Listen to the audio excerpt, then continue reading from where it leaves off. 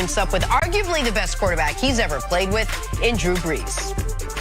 Dez has been a really good player in this league for a long time, and there is certainly a skill set that he has that is going to be beneficial, you know. And so I look forward to getting to work with him. I look forward to building a rapport with him. I look forward to getting him involved in this offense and just become a complement to, you know, all the guys that we already have.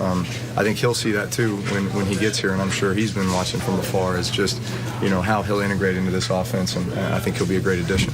All right, Danny, how much of an impact can Dez Bryant have on Drew Brees, the locker room, this offense, and the team as it moves forward?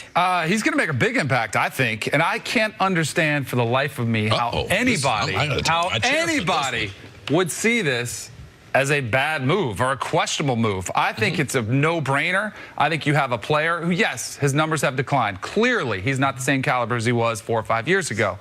But I think you've got somebody who's coming, you get him cheap. You get him who's hungry because he obviously wants a longer-term deal. He wants to get paid over the long haul. He wants to win a Super Bowl. And I think he's going to fall in line perfectly with Drew Brees. He's going to have Sean Payton, who's going to manage the offense, give him specific plays that are geared just for him. He's going to have a legit wide receiver on the other side of him, so he'll get better matchups as far as the secondary goes. I don't see any risk, and I see only upside. The question is how much upside, but I think they'll find ways to get him the ball, specifically in the red zone early, because of the height and mismatches you're going to have on the outside. The only thing I disagree with you, and I'm just going to pull back the enthusiasm on, I don't know if Dez Bryant wants to win a championship. All wide receivers, we all say it. But I need to win a championship, and I need to be able to look good. That's typically our goal. Now, is Dez Bryant saying that I want to be a team player, that I believe that he is? After being waived in April and the disappointment going around, thinking he was going to be more popular and have more options, him being with the Saints, I believe when he goes into that locker room, because of Drew Brees, because of Sean Payton, because he is not the one or the two option from a receiving standpoint, that he will be like, yes, Dez Bryant knows. Cameron Meredith, they just put him on injured reserve. The guy they went out from Chicago and got him, he was supposed to play that possession receiver role. That's not available. So he knows there's a distinct role that I can play. I need Dez, based on how he responds, that his attitude is I want to win a championship. Because if he does have that attitude, yes, they can't lose in this. They got him for a small amount of money. I believe because their receiver coach, Curtis Johnson, his ability to be able to teach and how he's done it to different players, it will help Dez out. They will put Dez in a stationary position. He will not move around.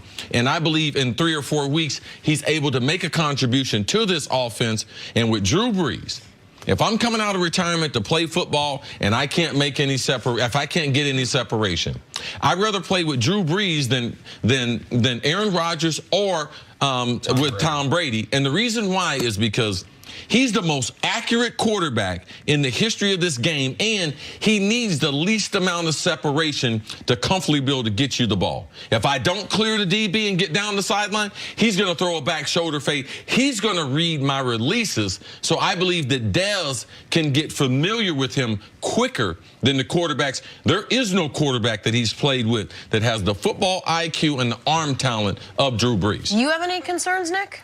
My concerns have been about, I think the Saints right now, before the year I picked them to go to the Super Bowl, they're playing even better than I thought. They have the second most high-powered offense in football. They're scoring 35 a game. They're coming off their best game of the year.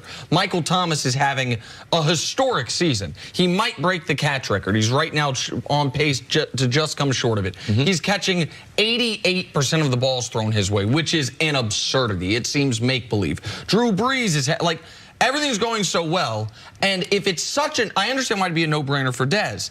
If it's such a no-brainer for the Saints, my question to Danny and kind of my place of concern is, then why is it damn near Thanksgiving and he didn't have no job? Like, why was there not any other team during the year other than the Browns? And the Browns, it was before the year, actually. Yeah, it was like, training during Hard Knocks. That no team during the year. Well, the Ravens also before the season. Before the year, right. The Ravens before the year, and the Ravens the only that offered him a multi-year deal. Why did no one else bring... We just saw how many teams gave away an asset for a wide receiver at the deadline. Golden Tate, you had to trade a pick for. Demaryius Thomas, before the deadline. Josh Gordon, like, you had teams trading away. Amari Cooper went for a first, obviously. If it's such a no-brainer, why was he still available? My hunch would be, I don't know this from the inside, but I would say it comes down to the paper. I think he's probably had interest. I think he's had his agent call around. Yes. And I think he probably had offers from other teams that he felt like, yeah, it's not really worth it for me. Like, he's in a position where he's hadn't made enough money, and I think that's why this was such the perfect spot. I love this from a standpoint that the Saints, they are coming off this incredible game. They, the biggest, one of the biggest wins of the season. They're looking like they could be primed for the #1 spot in the NFC, but they're not content. They're looking around saying, we just played the Rams. Do you see all those weapons that Jared Goff is working with? Yes. Then they're looking around, even in their own division. I mean, look in their own division. The Falcons, Matt Ryan's throwing to Julio Jones and Calvin Ridley. Whoever's playing quarterback in Tampa is throwing to Deshaun Jackson and Mike Evans. Cam Newton, his receiving core isn't as good, but he's got Christian McCaffrey. And they Greg spent Olsen. a lot of picks on Curtis Samuel, DJ Moore. Yes. They've got him weapons. So I think they're looking at this and they're saying, yeah, we're good and things are really good, but look at the way the league is evolving. And even bigger picture, if we want to win a Super Bowl, how are we going to go toe-to-toe with the Chiefs and the Patriots? So I think this is we're good. We're not going to be content. And look, even again in the division, look at the moves that have been made. Bruce Irvin signed the other day with Atlanta. You had Eric Reed sign with the Panthers. People are making moves, which I love. I think it's great for the NFL that teams are sitting there saying, no, we're good, but we want to get better. That's where I think it helps. And one thing, Nick, you looked at the Rams game, and the Rams did something unique with Wade Phillips, a lot like Belichick does in New England. If you only have two guys that are your primary pass catchers, you can double both of them, play zero coverage on the rest of them. They doubled Kamara and Thomas at spots in that game and played zero coverage, no help on the other options. But the other options are Benjamin Watson, who came in the league in 2000. Yeah, he's just 3 months younger than me. I mean, in 2003, and then and also the other one, Traquan Smith, a rookie who has 12 catches on the year. Real quick before you go, you obviously played quarterback in the league. The verbiage, the system, how difficult that transition going to be for Dez, in your opinion? It'll be a difficult transition, but here's the thing. He plays a position where they can make, like, let's say they have 70 or 80 plays going into a game. They'll have a package for Dez week 1. It might be 10 plays, it might be 12 plays, it might be 20. They'll give him as much as they can, but the other thing he's got, when he's in that huddle, he can say, hey, Drew, where do I go? What route am I running? They can get it really quick. So it'll be incremental how much he goes in. To your thing, which I love what you pointed out, Drew Brees throws to more guys that appear covered than anybody out there because he trusts his guys. Dez Bryant's going to get his opportunity with some 50-50 balls where it's up there, and it's going to be only where he can catch it or nobody else. And I think Dez comes down with him. All right. All right, Danny, great to have you here. Great having you. Good seeing you guys. All right. Is Zion Williamson the next LeBron James? One NBA coach thinks so. Next on First Things First. Hey, Danny, as you go back down through the hallway, there's makeup and everything. We got a guy in there named Freddie. He cuts hair and everything. I need a little Hey, Freddie. I need to clean it up on the outside. Let's tighten it up. That's all. A little clean up. Clean up on aisle 3, Freddie.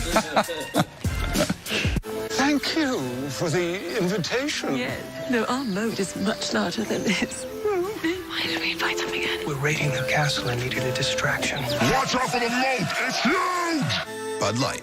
For the many, not the few. Why didn't you book your family vacation on a travel site? At Hilton.com, I get the price match guarantee, and I can choose from their 14 different hotel brands, so I get the right hotel for every member of my family. Like a DoubleTree for my cousins who love their warm chocolate chip cookies, a Homewood Suites